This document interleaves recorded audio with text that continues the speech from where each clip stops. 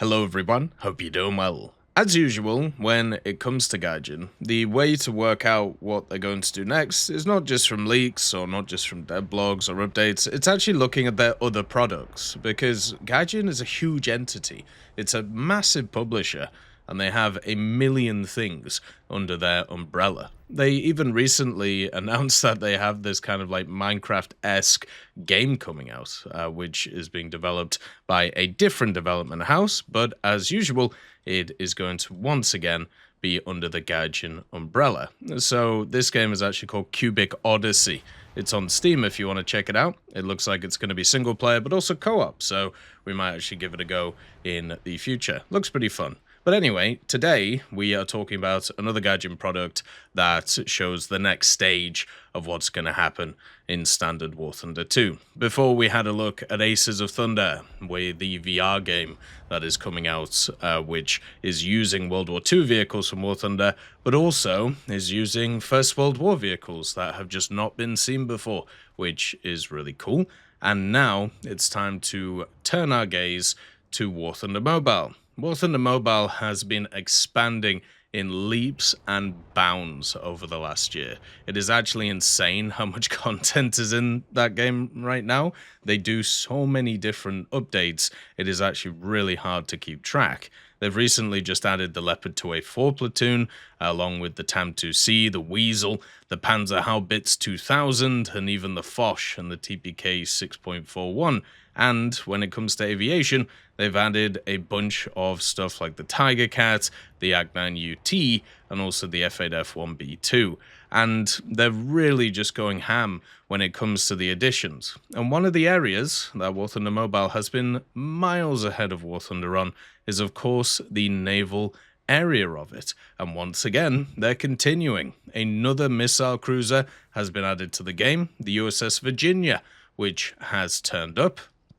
This is obviously part of their missile ships which are in the game. They have a bunch of submarines in there as well, and it is pretty nuts how many different vehicles have access to this crazy kind of setup. This vehicle itself has access to the RGM-84 Harpoon and also the RIM-66 Standard, plus also 127mm auto-loading guns, which are pretty nice too. So it's very much a missile cruiser in all of its facets. Now, alongside of this, they are adding a new mechanic, and this is the bit that I want to focus on. And it is for naval, but this could easily be something that could be brought into aviation as well. And it's also something we've talked about going forward, and it is an ECM system. They've actually added in a ECM system for naval in War Thunder Mobile in two separate stages. Now, if you don't know what ECMs are, electronic countermeasures, basically. So it is a way to electronically counter enemy missiles. The whole point of it is to confuse the missile so it doesn't know where it wants to go. Similar to how chaff confuses radars and also stuff like flares confuse IR seekers, the whole point of ECM, or electronic countermeasures, is to do similar things with missiles. So they've added two types of electronic countermeasures to War Thunder Mobile. The first one is the lock-on interruption system.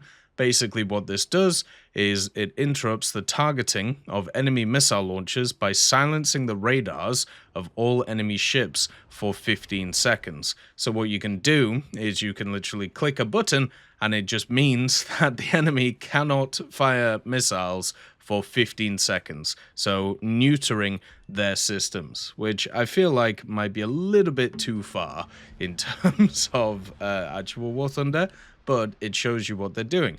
They're giving you a grace period where you can turn off all of the missiles coming in. And then you have another system, which I think is more likely to come to War Thunder, and this is the missile interception system. So what this does is it directly intercepts enemy missiles in the air with jamming. The system's operation time is 5 seconds.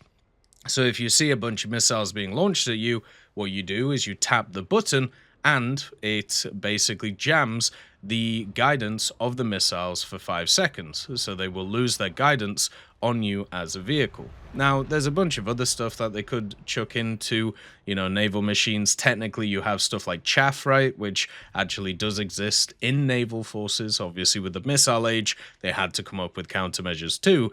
And the other part of it, which I think is really cool, is these types of systems not just being, in the naval setting in War Thunder Mobile, but imagine these in something like top tier air. Now, I know a lot of you guys always talk about how you don't like the fact that top tier air is very much just a missile spam, and it's very much just whoever gets their missiles off first or whoever has the most, and then people just play the same vehicles over and over again because it's whichever gets to that point effectively with powerful radars. And it's something that I've been experiencing recently, trying to spade out specific vehicles. It's very obvious when a vehicle has access to a good radar. It's very obvious when a vehicle has access to a good set of missiles, because everybody plays it and you are basically sat there wondering what you're doing, like a wet fish wandering around. But with something like an ECM system,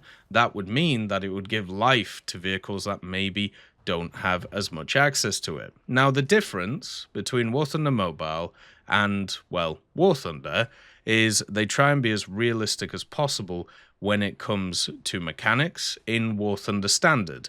And in War Thunder Mobile, they obviously have quite a lot of leeway. It's a mobile game, it's more arcadey, it's more set up. But it shows that they're at least working on these ideas, and I'm sure they're trying to figure out how to implement them into War Thunder itself. Because as a person who has played War Thunder for the longest time, the best time you have in War Thunder is when you have something that can destroy the enemy, but also defend against what the enemy has. Whether this is maneuverability, whether this is missiles, whether this is guns, whether it is, other facets of the game. Maybe it's armor on tanks, and then also, a stabilizer or something. If you have some kind of advantage and the enemy has some kind of advantage, you can play around it. It's one of my favorite things in War Thunder, where you understand a matchup and it's like, okay, if I do this, they're going to do this, and, we can kind of fight from there, and it's fun. I feel like at the top tier, especially of aviation,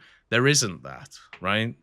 There's so many factors moving around, just like there was in ground a few years ago, and it's continued today in ground. And there's so many things that you cannot counter, you cannot touch, you just get mauled.